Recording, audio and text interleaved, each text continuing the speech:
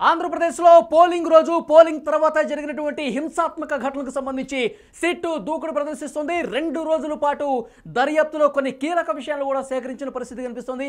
ముఖ్యంగా పల్నాడు జిల్లాలో, తిరుపతి జిల్లాలో, అనంతపురం జిల్లాకు సంబంధించినటువంటి వివరాలు పూర్తిగా సేకరించింది. 32 కేసులు నమోదైనట్టుగా తెలుస్తుంది. ఈ 3 నియోజకవర్గాల్లో 32 హింసాత్మక ఘటనలను గుర్తించినట్టుగా తెలుస్తుంది. ముఖ్యంగా డే 1 నుంచి కూడా అంటే పోలింగ్ జరిగిన రోజు ఎలాంటి హింసాత్మక ఘటనలు జరిగాయో మనం చూసాం.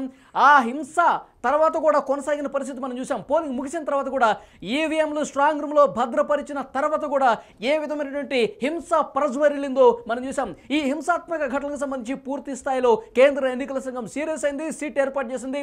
సిట్ చీఫ్గా వినీత్ బ్రిజ్లాల్ నేతృత్వంలో ఈ సిట్ 13 సభ్యుల బృందం ఈ 3 ప్రాంతాల్లో కూడా 3 జిల్లాల్లో కూడా పర్యటన చేసి హింసాత్మక ఘటనలకు సంబంధించి పూర్తి వివరాలు సేకరించింది.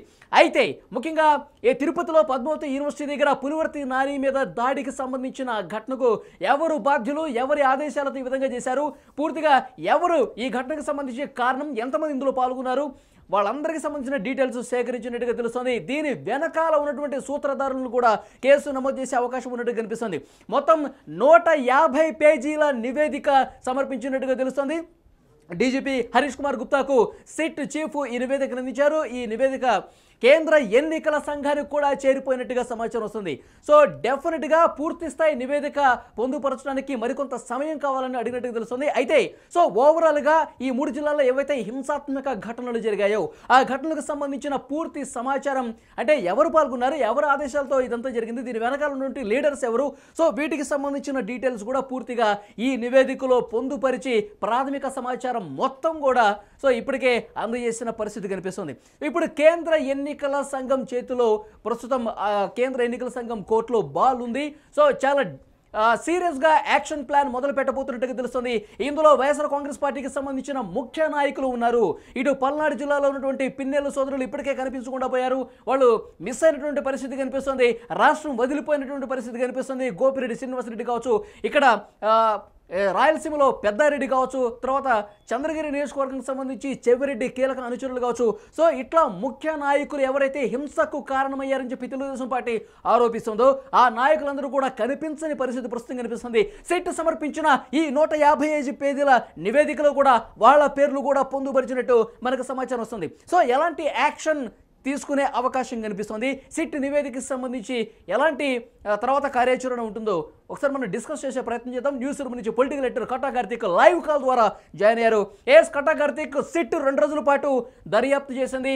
ఈ దర్యాప్తులో అనేక కీలకమైనటువంటి అంశాలు పొందుపరిచింది. ముఖ్యంగా దాడులకు సంబంధించి పోలింగ్ జరిగినప్పుడు ఏం జరిగింది, పోలింగ్ తర్వాత ఎవరి ఆదేశాలతో పోలీసులు కొంతమంది వాళ్ళ దర్యాప్తులో పోలీసులు నేతలతో టచ్లకు వెళ్ళి వాళ్ళకు అనుకూలంగా వ్యవహరించిన పరిస్థితి కూడా ఈ సిట్ దర్యాప్తులో కనిపించింది. ముఖ్యంగా పోలీసుల మీద కూడా కేసు నమోదు చేశారంట.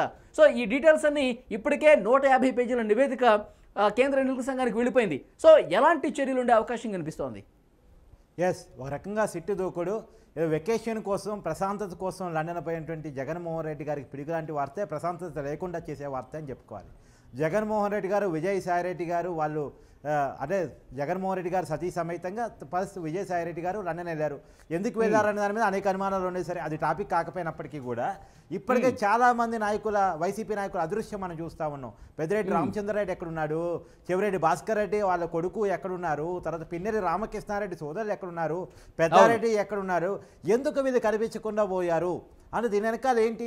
ఒకవైపు సిట్ ఏమో సీరియస్గా దర్యాప్తు చేస్తూ ఉంది, నివేదికలు ఆల్రెడీ డీజీపీ హరీష్ కుమార్ గుప్తాకి ఇవ్వడం జరిగింది.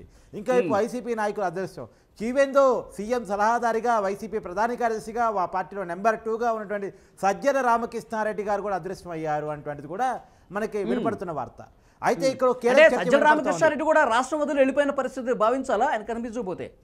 ఖచ్చితంగా వస్తున్నటువంటి వార్తలు అనుమానాల ప్రకారం కావచ్చు. ఎందుకంటే యాక్చువల్గా జగన్మోహన్ రెడ్డి గారు లండన్ టూర్ ఫ్యామిలీతో వెళ్ళేటప్పుడు సజ్జల రామకృష్ణారెడ్డి నెంబర్ 2గా భావిస్తున్నటువంటి కీలక సమయంలో విజయసాయి రెడ్డి కూడా లండన్లో ఉన్నటువంటి ఈ కీలక సమయంలో రాష్ట్ర బాధ్యత మీరు తీసుకోండి, మంత్రులతో ఎప్పటికప్పుడు టచ్లో ఉండండి, ఎలాంటి అవాంఛనీయ ఘటనలు జరగకుండా చూడాల్సిన బాధ్యత మీదే అని చెప్పి ఉంటారు కదా జగన్మోహన్ రెడ్డి గారు. ఆయన కూడా ముఖం చాటేసే పరిస్థితి ఎందుకు వచ్చింది? అంటే సహజంగా జరగాల్సింది అదే. కానీ ఎందుకు అంటే మనకు వినపడుతున్న సమాచారం ప్రకారం రాష్ట్రాన్ని తగలబెట్టండి అనేటువంటి వైసీపీ అధిష్టాన ఆదేశాల మేరకు రాష్ట్రంలో ఘర్షణలు జరిగాయి అనేటువంటిది అది సిట్ నివేదికలో పొందుపరిచినట్టుగా సిట్కి అనుమానం వచ్చినట్టుగా మనకు వినపడుతున్న వార్త. సో అది కనుక బయట పెడితే కుట్ర కోణం కనుక బయట పెడితే ఖచ్చితంగా సజ్జల రామకృష్ణారెడ్డి రాజమండ్రి సెంట్రల్ జైలు ఊచలు లెక్క పెట్టక తప్పదు కదా. ఆ పరిస్థితులను తప్పించుకోవడానికి ఆయన కనపడకుండా వెనక్కి వెళ్ళారు. ఆయన్ని సిట్టు విచారించబోతా ఉంది, సిట్టు ఆయన అదుపులో తీసుకోబోతా ఉంది.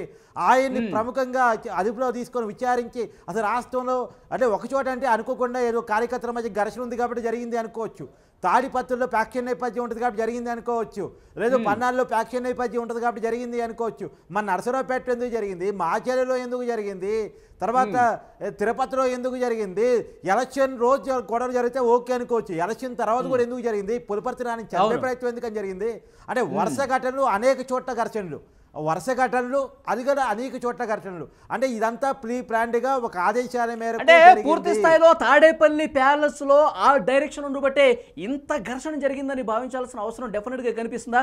పూర్తి ఆధారాలు సేకరించి ఈ 150 పేజీల నివేదికలో తాడేపల్లి డైరెక్షన్ ఉందని పొందుపరిచారని చెప్పి మనం అనుమానించాల్సిన పరిస్థితి ఉందా?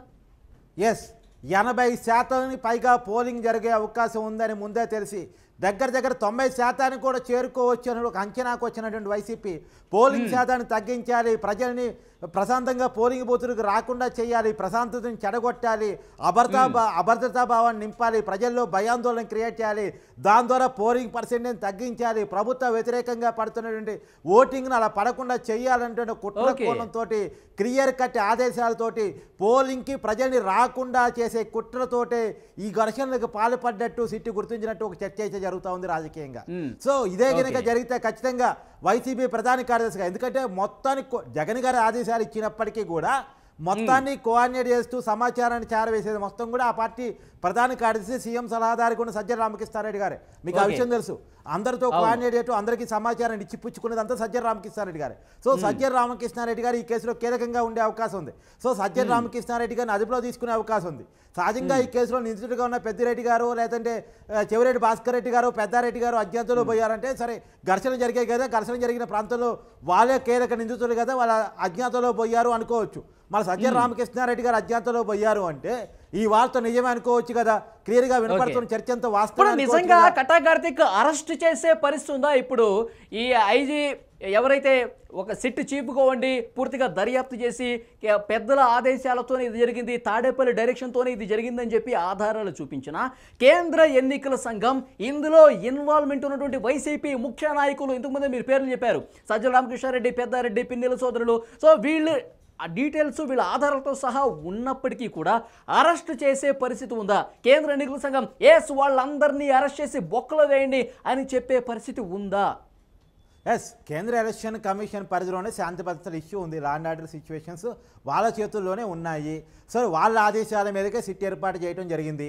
వాళ్ళ ఆదేశాల మేరకే 3 ఐపీఎస్ని, 1 ఐఏఎస్ని సస్పెండ్ చేయడం కూడా జరిగింది, అదే బదిలీ చేయడం కూడా జరిగింది. పల్నాడుకి సంబంధించినటువంటి ఎస్పీని లలిత మాధవ్ని బదిలీ చేశారా, తర్వాత అదే పల్నాడు జిల్లాకు సంబంధించిన కలెక్టర్ శివశంకర్ని బదిలీ చేశారా, తర్వాత అనంతపురం జిల్లాకు సంబంధించిన ఎస్పీ అమిత్ బర్దాల్ని బదిలీ చేసి పడేశారా, తర్వాత తిరుపతి ఎస్పీగా ఉన్నటువంటి వ్యక్తిని పటేల్ని ఆయన్ని బదిలీ చేసి వేశారా, కొత్త వాళ్ళని నియమించేశారు కదా. అంటే మన కళ్ళకు కనపడుతున్న విషయమే కదా ఈసీ ఎంత సీరియస్గా ఉంది ఈ విషయంలో అనేటువంటిది. కాబట్టి ఎస్పీని, ఐఏఎస్ని, ఐపీఎస్ని మాత్రమే బదిలీ చేయడం కాదు కదా, మొత్తం క్లియర్ కట్ ఆదేశాలతో. ఎందుకంటే ఒక 3 ఎస్పీలు, 1 ఐఏఎస్ కీలకంగా పనిచేశారు అంటే మొత్తం అనేక చోట్ల అనేక మంది పోలీసులు ఎస్ఐ స్థాయిలో, సిఏ స్థాయిలో ఈ విషయంలో కుట్రకోదారులుగా ఉన్నారు. కార్తీక్, ఈ 150 పేజీల సిట్ నివేదికలో మరొక కీలకమైన విషయం, ఇప్పుడు మీరు పోలీసుల విషయాలు చెప్పినట్టే, ఏదైతే హింసాత్మక ఘటనలు జరిగిన ప్రదేశంలో కొంతమంది పోలీసులు పూర్తిగా అసలు విస్మరించారంట, తమ బాధ్యతను పూర్తిగా విస్మరించి ఏదో వాళ్ళు ఏదో కొట్టుకుంటుంటే చోద్యం చూసారంట కొంతమంది పోలీసులు. ఆ మాత్రమే చోద్యం చూస్తే పర్లేదు, పైగా సమాచారాన్ని ఇచ్చి వాళ్ళకి సహకరించే పని చేశారు, ఆయుధాలను వాళ్ళ చేతికిచ్చే పని చేశారు అనేది ఆరోపణ. ఇప్పుడు పల్నాడు జిల్లాలో 16 మంది పోలీసు అధికారుల మీద కేసులు పడ్డాయి. ఎందుకు ముగ్గురు ఐపీఎస్ సస్పెండ్ అయ్యారు, ఒక ఐఏఎస్ సస్పెండ్ అయ్యాడు, ఎందుకు ఎలక్షన్ కమిషన్ వీళ్ళందరినీ పక్కన పెట్టేసింది అంటే కారణం వీళ్ళ హస్తం ఉందని ఎలక్షన్ కమిషన్కి అనుమానం రావటం వల్లే కదా. కాకపోతే ఇక్కడ క్లియర్ కట్ అనుమానం కూడా ఈవెన్ సిట్టు తన నివేదికలో ఉంది అనుకున్న చర్చ కూడా ఏంటంటే ఇప్పుడు వీళ్ళందరికీ నిజానికి రాజకీయంగా గెలవటాలు ఓడిపోవటాలు అవసరం లేదు. ఆ ఎస్పీలకు కానీ ఐఏఎస్కి కానీ లేదు, పిన్నెల్లకు కూడా లేదా పెద్దారెడ్డికి కూడా వాళ్ళు ముఖ్యమంత్రి కాదు. ఇదంతా ముఖ్యమంత్రి కావాలనుకుంటున్న వ్యక్తి, మళ్ళీ అధికారం కావాలనుకుంటున్న వ్యక్తి, అధికార దాహంతో తప్పిస్తున్న వ్యక్తి, తన రాజకీయ అవసరం కోసం, తన రాజకీయ పబ్బం కోసం, మళ్ళీ గెలవడం కోసం, ప్రజల్ని భయభ్రాంతులు చేయడం కోసం, తనకు వ్యతిరేకంగా ఓటు పడకుండా చేయడం కోసం చేపించిన పనిగా ఇప్పటికే సిట్టి గుర్తించినట్టు మనకున్న సమాచారం. ఎందుకంటే ఇప్పుడు అరెస్ట్ చేయండి అని ఒకవేళ చెప్తే గనక ఇప్పుడు వీళ్ళందరినీ వెతకటం, గాలింపు చేయడం, పట్టుకోవడం పెద్ద టాస్క్ ఏమో. ఎందుకంటే వాడు ఏ రాష్ట్రంలో ఉన్నారు, నాయకులు ఏ రాష్ట్రంలో ఉన్నారు, తర్వాత పక్క రాష్ట్రాల్లో ఉన్నారా, లేదంటే దేశం దాటి కూడా ఏమైనా పోయారా, దీన్ని కూడా వెతకాల్సిన పరిస్థితి కనిపిస్తుంది కదా. దానికి మళ్ళీ ప్రత్యేకంగా కొన్ని బృందాలు ఏర్పాటు చేయాల్సిన పరిస్థితి రావచ్చేమో. ఎస్, ఇప్పటికే చాలామంది వైసీపీ ఎమ్మెల్యేలు దేశాలు దాటారని మనకున్న సమాచారం. వల్లభనేని వంశీ అమెరికాలో ఫోటోలు దిగి పెడతా ఉన్నాడు, అతను అమెరికాలో ఉన్నాడని అర్థమైపోయింది. కొడానాడు ఎక్కడున్నాడో తెలియదు, పెద్దిరెడ్డి రామచంద్రారెడ్డి ఎక్కడున్నారో తెలియదు, పిన్నెల్లి సోదరుడు పెద్దారెడ్డి ఎక్కడున్నారో తెలియదు, చెవిరెడ్డి భాస్కర్ రెడ్డి ఆయన కొడుకు ఎక్కడున్నారో తెలియదు. అంటే వీళ్ళంతా ఎక్కడున్నారు, విదేశాలకు వారిపోయారా, లేకపోతే ఇతర రాష్ట్రాల్లో దాక్కున్నారా, లేదు ఈ ఏపీలోనే ఏదైనా అంటే వాళ్ళు ఇన్నిసార్లు అధికారంలో ఉన్నారు, చాలా కాలంగా రాజకీయంగా ఉన్నారు కాబట్టి వాళ్ళకంటూ ఏదో సీక్రెట్ ప్లేస్లు ఉంటాయి కదా, ఆ సీక్రెట్ ప్లేస్లో దాక్కున్నారా, ఈ విషయాలన్నీ చూడాల్సిన అవసరం అయితే కనపడతా ఉంది. కానీ వీళ్ళందరినీ గాలింపు చర్యలు చేసి పట్టుకోవడం అనేది చాలా పెద్ద టాస్కే. కానీ మరి చూడాలి ఏ రకంగా సిట్ వ్యవహరిస్తుంది, పైకి నుంచి ఎలాంటి ఆదేశాలు వస్తాయి అనేటువంటి చూడాలి. ఇప్పుడు ఇంత కొట్టుకునే పరిస్థితి వచ్చింది. హింసకు కారణమైందంటే కనుక ఆ క్యూ లైన్లో ఓటు వేసే వాళ్ళు మనకి పూర్తిగా వ్యతిరేకంగా ఉన్నారు. ఇప్పుడు ఎవరైతే తరలి వస్తారో మధ్యాహ్నం నుంచి ఓటు వేయడానికి వాళ్ళు కూడా మనకి వ్యతిరేకంగా ఉన్నారని ఒక అనుమానంతోనే ఇంత హింస రాజేశారని పెద్ద ఎత్తున చర్చ జరుగుతుంది. అంటే ఓటమి అనేది పోలింగ్ రోజే చాలా స్పష్టంగా వాళ్ళకి అర్థమైపోయిందని భావించాలా. అందుకే ఇంత దాడులు చేసిన పరిస్థితి కనిపించిందా, అందుకే ఇంత తీవ్ర ఉద్రిక్తతకు కారణమైన పరిస్థితి కనిపిస్తుందా. ప్రతిపక్షాలకు సంబంధించిన నాయకుల వెహికల్స్ను కూడా తగలబెట్టేశారంటే, వాళ్ళ ఇళ్ల మీద నిప్పుల వర్షం గురిపించేలా ప్రయత్నం చేశారంటే అదే విధంగా భావించాల్సిన పరిస్థితి ఉందా? ఎస్, మనకు ఇప్పుడే అందుతున్న వార్త ఏంటంటే తెనాలికి సంబంధించినటువంటి ఎవరు సామాన్యుని కొట్టినటువంటి అన్నబత్తుల ఎవరైతే అక్కడ ఏమండి అన్నబత్తుని శివకుమార్ అన్నబత్తుల శివకుమార్ ఉన్నారు, అతన్ని ఎన్నికల నుంచి బహిష్కరింపజేయాలి అటువంటి ఒక నివేదికను కూడా సిట్టి బృందం ఎలక్షన్ కమిషన్ చేతికి ఇచ్చినట్టు మనకు అందుతున్న సమాచారం. అతన్ని కనుక బైకాట్ చేస్తే అక్కడ నాలుగేన మనోహర్ ఎవరైతే జనసేన క్యాండిడేట్ ఉన్నారో అతను వన్ సైడ్గా గెలిచినట్టే. ఆడ ఏకగ్రీవం అంటే ఇతర అభ్యర్థులు ఉన్నారనుకోండి, ఇండిపెండెంట్ ఉన్నారనుకోండి, వాళ్ళంతా నామినల్ మాత్రమే. ఖచ్చితంగా అతన్ని కనుక క్యాండిడేట్గా తీసివేస్తే ఖచ్చితంగా నాలుగేన మనోహర్ విజయం అనేటువంటి లాంఛనమేగా కీలకంగా చెప్పుకోవచ్చు.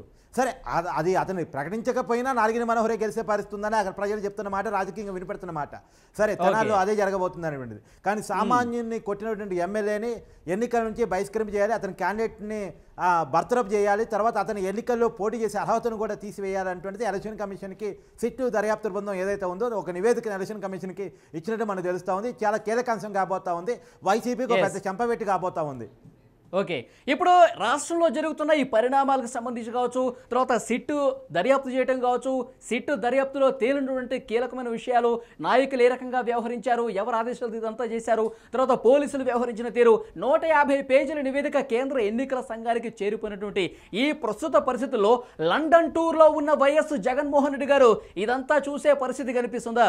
దీని మీద ఎప్పటికప్పుడు ఆయన సమాచారం తెలుసుకునే పరిస్థితి ఉందా? ఎందుకంటే ఎప్పటికప్పుడు సమాచారం చేరవేసే సజ్జల రామకృష్ణారెడ్డి కూడా గాయపడిన పరిస్థితి అని చెప్పి పెద్ద ఎత్తున ప్రచారం జరుగుతుంది. దాన్ని పూర్తిగా రాష్ట్రం పరిస్థితి ఏమన్నా అబ్జర్వ్ చేసే పరిస్థితుందా, లేదంటే ఆయన రిలాక్స్ మోడ్లోనే లండన్లో టూర్లో ఉన్నటువంటి పరిస్థితిగా భావించాలా? ఇక్కడ చూసే రిలాక్స్ మోడ్ కోసం, ఎకనామిక్స్ పనుల కోసమే లండన్ వెళ్ళినటువంటి జగన్మోహన్ రెడ్డి గారు ఆ పనులన్నీ పక్కన పెట్టి అసలు ఏపీలో ఏం జరుగుతుందో తెలుసుకునే పనిలో కూడా పడినట్టు మనకున్న సమాచారం. ఈవెన్ పార్టీ సలహాదారిగా ఉన్నటువంటి జీవీడి కృష్ణమోహన్ గారు, తర్వాత ఆయన పర్సనల్ ఓఎస్డీగా ఉన్నటువంటి మరో కృష్ణమోహన్ గారు, వీరిద్దరూ కూడా ఎప్పటికప్పుడు సమాచారాన్ని జగన్ గారు చేలవేస్తున్నారు అనేటువంటిది మనకు వినపడుతున్న సమాచారం. అది ఏపీలో సిట్టు ఎలా పర్యటన చేస్తూ ఉంది, ఎలాంటి కేసులు పెడతా ఉంది, ఎలాంటి విచారణ జరుపుతూ ఉంది, ఏ నాయకులు ఆ సిట్టు నిందితులుగా చేర్చబోతా ఉందనే ప్రతి విషయాన్ని కూడా జగన్మోహన్ రెడ్డి గారు చేరవేస్తున్నట్టు మనకున్న సమాచారం. వాస్తవానికి ఆయన లండన్ ఫ్యామిలీతో కలిసి వెళ్ళారు, అనేక వ్యక్తిగత కారణాలతో ఆయన వెళ్ళారు. కానీ ఆ వ్యక్తిగత కారణాలను కూడా పక్కన పెట్టారా, ఆయన రోజు వాస్తవానికి ఇది పిడుగు లాంటి వార్త, ఆయనకి సిట్టు వేస్తారని ఆయన అనుకోని ఉండరు. కేసులు పెడతారని ఆయన అనుకున్నాడు. వైసీపీ అభ్యర్థులు ఈవెన్ అజ్ఞాతంలోకి వెళ్లాల్సిన పరిస్థితులు వాస్తవంగా ఏంటంటే రేపు పొద్దున కూటమి అధికారంలోకి వస్తే ఏమైనా కేసులు పెట్టవచ్చేమో అనే జగన్మోహన్ రెడ్డి గారు ఆలోచించుకున్నారేమో కానీ ఇప్పటికిప్పుడే ఎలక్షన్ కమిషన్ సీరియస్ అయ్యి ఏదో సిట్టేసి కేసులు పెట్టేసి వైసీపీ నాయకులు జైలు పోవాల్సిన పరిస్థితి వస్తుందని మరొక ముఖ్యమైన విషయం కార్తీక్ పోలింగ్ రోజు కావచ్చు ఆ తర్వాత రోజు కావచ్చు హింసాత్మక ఘటనలకు సంబంధించి ఇంతకుముందు మీరు అన్నారు తాడేపల్లి ప్యాలెస్ నుంచి డైరెక్షన్ ఉండబట్టే అక్కడి నుంచి ఆదేశాలు ఉండబట్టే ఈ రకమైన హింసకు కారణమైందని చెప్పేసి మీరు అంటూ ఉన్నారు. నిజంగా అలాంటి పరిస్థితి ఉంటే గనక వాళ్ళ చాటింగ్ కి సంబంధించి పూర్తి డేటా పోలీసులు సేకరిస్తే గనక కేంద్ర ఎన్నికల సంఘం ఆ రకంగా చర్యలు తీసుకుంటే గనక మరి జగన్మోహన్ రెడ్డి మేడకు కూడా సిట్టు ఉచ్చు బిగుసుకునే పరిస్థితి ఉందా? నిజంగా అది జరిగితే గనక లండన్ నుంచి జగన్మోహన్ రెడ్డిని ఆంధ్రప్రదేశ్కు రప్పించే ప్రయత్నం కూడా చేయొచ్చా? ఎస్, ఇప్పుడు ఆల్రెడీ అతను కోర్టు పర్మిషన్తో వెళ్ళాడు. 1వ తారీఖు వరకు పర్మిషన్ తీసుకుని వెళ్ళాడు. ఇప్పుడు సిట్టు కనుక కోర్టులో ఒక నివేదిక ఇస్తే జగన్మోహన్ రెడ్డి గారు వెంటనే రావాలి, ఎందుకంటే మేము విచారించాల్సిన అవసరం ఉంది. అతని ఆదేశాల మేరకు రాష్ట్రంలో ఘర్షణలో వాతావరణం జరిగిందని చెప్పేసి అనుకుంటే కనుక ఖచ్చితంగా ఆయన విచారించాలి, మాకు అతను కావాలి అవైలబుల్గా అని చెప్పేసి కనుక కోర్టులో పిటిషన్ వేస్తే ఖచ్చితంగా ఆయన కోర్టు ఇచ్చిన పర్మిషన్ క్యాన్సిల్ అయ్యే అవకాశం ఉంది. లండన్ నుంచి ఉటాను తిరిగి రావాల్సిన పరిస్థితి కనపడతా ఉంది. రెండోది, నిజంగా జగన్మోహన్ రెడ్డి గారి విషయంలో నేరారోపణ కనుక జరిగితే, సజ్జల రామకృష్ణారెడ్డి గారి విషయంలో నేరారోపణ కనుక జరిగితే, అంటే ఏదైతే సిట్ అనుమానం పడుతుందో దాన్ని నిరూపించగలిగితే, ఆధారాలు పట్టుకోగలిగితే ఖచ్చితంగా వైసీపీ అస్తిత్వానికి, రాజకీయ పార్టీ అస్తిత్వానికి కూడా దెబ్బతలిగే అవకాశం ఉంది. కేవలం ఘర్షణల ఆధారంగా గెలవాలని చూసింది కాబట్టి, చాలా నియోజకవర్గాల్లో ఇలాంటి ప్రయత్నాలు చేసింది కాబట్టి, అది మాచర్ల కావచ్చు, తాడిపత్రి కావచ్చు, చిత్తూరు కావచ్చు, పొంగనూరు కావచ్చు, అనేక చోట్ల ఇలాంటి ఘర్షణలకు పాల్పడే అవకాశం చేసింది కాబట్టి ఆయా నియోజకవర్గాల్లో వైసీపీ తరపునటువంటి పోటీ చేసిన క్యాండిడేట్ని అనర్హులుగా ప్రకటిస్తే అక్కడ టీడీపీ క్యాండిడేట్ ఆటోమేటిక్గా లాంఛనంగా గెలిచినట్టు అవుతుంది.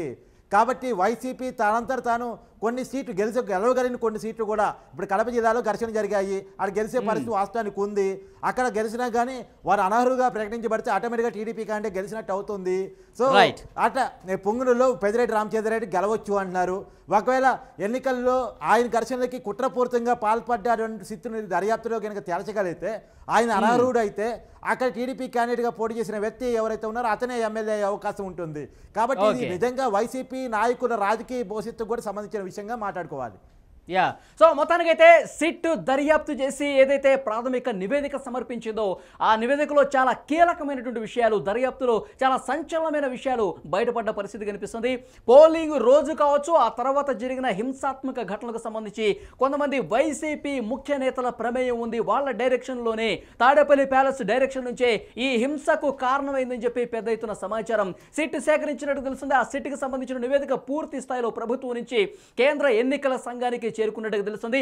దాని ఆధారంగా ఏ క్షణమైనా కొంతమంది వైసీపీ నాయకుల అరెస్టు తప్పదు అన్న ప్రచారం చాలా జోరుగా జరుగుతోంది.